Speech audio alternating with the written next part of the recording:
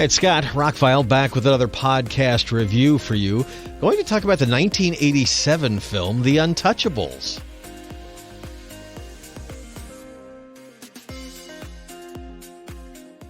You ever have some of those old movies that you just remember as being good, but you kind of take it for granted and you don't really remember them and you haven't watched them in 20 or 30 years? Yeah, this is one of those. As a kid, I watched the old Untouchables TV show, but in watching some of the making of stuff for this movie, they weren't concerned with the TV show at all. Really, they weren't at all. Brian De Palma directed it. It was produced by Art Linson, written by David Mamet. So the dialogue is incredible.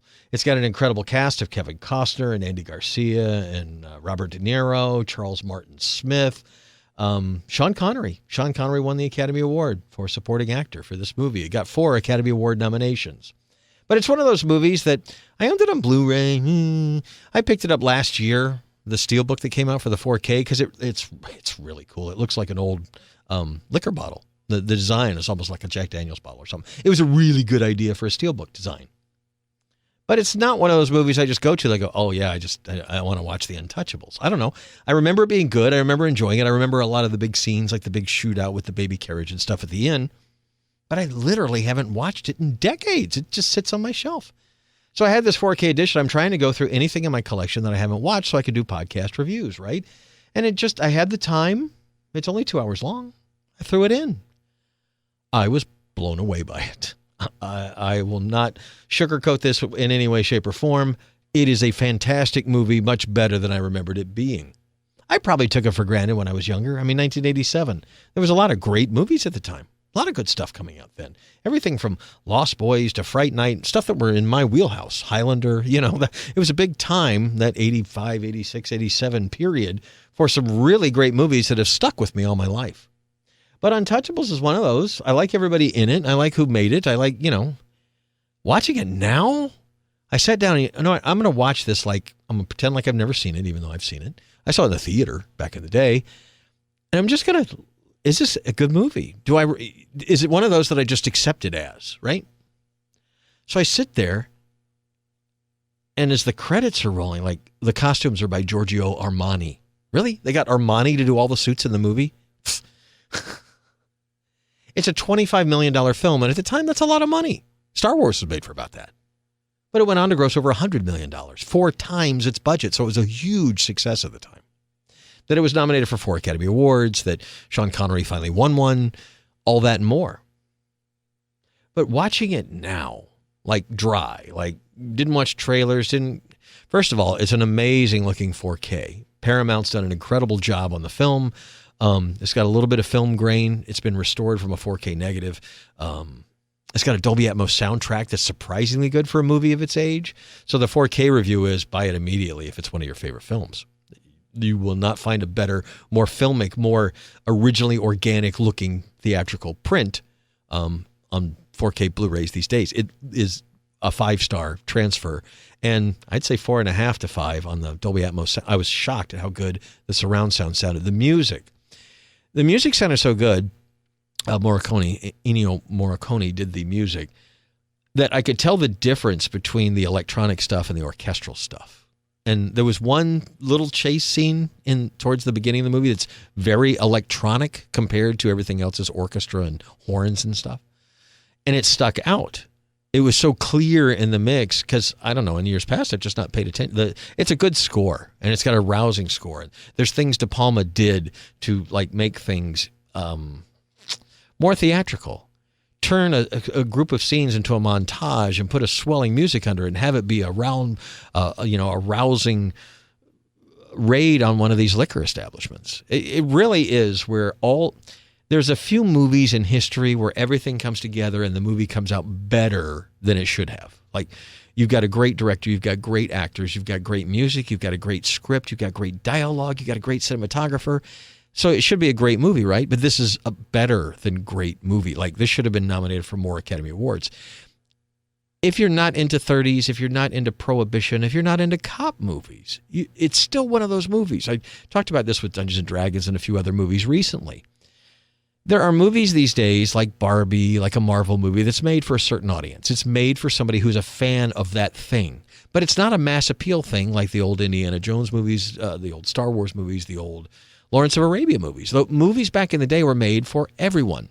We didn't have enough people buying and watching movies and going to the movies that we could get real specialized. But in the 70s, 80s, and 90s, we got more. And in the 21st century, there's so many entertainment options out there. You can literally scratch any itch you have as far as entertainment goes. So making a movie that's totally mass appeal, that anybody from little Susie to grandma can enjoy this film, this is one of those movies. You don't have to know anything about cops, prohibition, any of that stuff. It's just guys trying to do the right thing.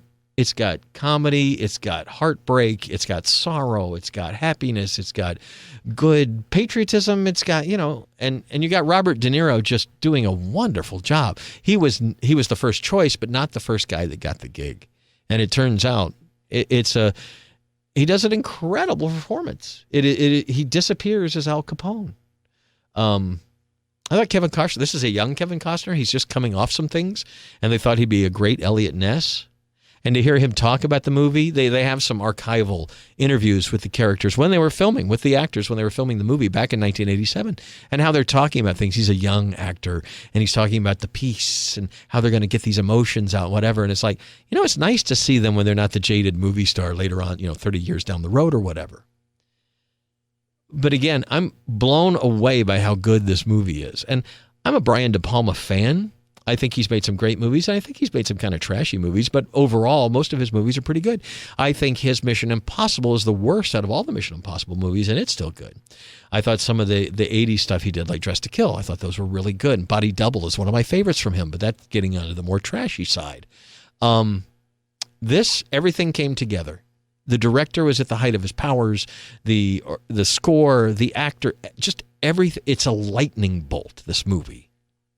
I watch a lot of movies, and I'm not saying this is my favorite movie of all time. It's still not. But as far as like just a movie reviewer reviewing a movie, this is a perfect film. There are not very many of those. Like the Paddington movies. Paddington 1 and 2 are almost 100% on Rotten Tomatoes. They are perfect films. Anybody can watch a Paddington movie and enjoy it, whether you like kids' movies or not. It's just got good characters, good story, good effects, good everything. This is one of those movies that literally you could sit down with anybody in the family and everybody's going to get something out of it. Kids are going to like the action. The guys are going to like the action. Women are going to like the romance and how his wife supports Elliot Ness through all of this. And the story anyway, it's just a perfect film. And if you had asked me any time over the last 30 years, what did I think of this movie? It's a good movie with good actors, and it was good. I don't watch it a lot, but I found no flaw in it. Everything that's in it is supposed to be in there. When you watch some of the extras, it turns out that Brian De Palma kind of created some of this stuff on the fly. Reminded me of some of the stuff he did in Scarface, which is another one that I've had for a while that I haven't watched, but maybe I remember that one as being good, and it's better than I remember it, because I do remember Scarface as being good. I remember this movie as being good, but not this good. I was literally blown away and ready to do this review as soon as it was over. I was like, why are people still talking about this movie? Well, it's about 1930s prohibition, about Elliot Ness, and a lot of people still tag it into that TV show that nobody remembers anymore. There was an Untouchables TV show that, I don't know, I enjoyed as a kid. I don't know how it is now. You don't see it in reruns. It's kind of old, I guess. But, so there is a new 4K edition out there. If you haven't picked it up yet, I highly recommend it. If you haven't watched Untouchables since 1987 or any time since then, what a great film. Just all around well done film. And Sean Connery is a blessing in it. Sean Connery in a lot of movies is Sean Connery, but he's a little different in this. And it fits, and he fits, and everybody else fits. Kevin Costner, perfect as Elliot Ness at this stage in his career. How realistic this is to what actually happened, I don't know, and I don't care. Movies can take a little bit of creative license with me because I'm not watching it for a documentary. If I want to watch a documentary on Elliot Ness and the Untouchables, that'd be a different thing. This is a motion picture. While they should get most things right, I'm fine if they fudge little things to make the movie more exciting. I can't imagine some of the things like that happen in the courtroom scene actually happened that way in reality. They had to make it a little more theatrical. Same thing with the shootout in the, with the carriage in the train station at the end. Did it really happen that way? Probably not, but man, it makes for a great movie. All in all, top to bottom, there's nothing wrong with this film. The acting's good, cinematography is good, the score is great, the direction is good, and it all comes out at the end. It leaves you with a positive thing. I mean, this is kind of a, at the time it was gritty violence. It's very bloody for the time. Nowadays we've seen much worse, but at the time they hired Brian De Palma because they wanted an edgier kind of film. And they got that. But by today's standards, it's not a very edgy film, but it is a classic. And it should be mentioned with all those other classics from the 50s, 60s, and 70s of this ilk that's just, it's perfect from top to bottom. There's really nothing wrong with it. I can't even say that maybe some of the side actors were just okay. Even Billy Drago, he plays one of the real bad guys in this, and he's kind of a side character. He did great. He was hired to do exactly what he did, and he did it very, very well. He's a creepy bad guy. Anyway, kind of rambling on. Short version is Untouchables is a quantified classic from 1987. It holds up today. You can watch it today, not have any problem with it. Kudos to Brian De Palma and everybody who made this movie. I can't believe that I don't remember it as being as good. I mean, I guess I've always remembered it being an Academy Award-winning film, a good film, but it's a great film. Untouchables, available now on 4K and various streaming services. Do your best. I'm Scott Hamilton. I'm ROCKFILE. More podcasts are on the way. Thank you for taking time out of your day to listen. Have a spectacular day.